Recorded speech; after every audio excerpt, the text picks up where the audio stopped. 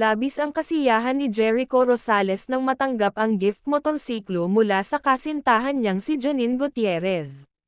Napakasaya niya at hindi maipinta ang kanyang ngiti nang makita ang bagong motorsiklo.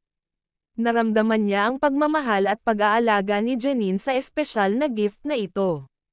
Ipinahayag niya ang taos-pusong pasasalamat sa kanyang kasintahang si Janine. Sabi ni Jericho, hindi niya inasahan na makakatanggap siya ng ganitong klaseng sorpresa. Pinangako niyang iingatan ang motorsiklo tulad ng pagpapahalaga niya kay Janine.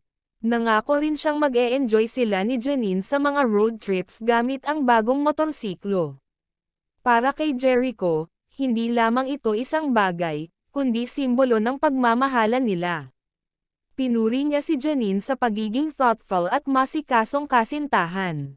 Ibinahagi niya sa social media ang kanyang kasiyahan upang pasalamatan si Janine sa harap ng kanilang mga tagahanga.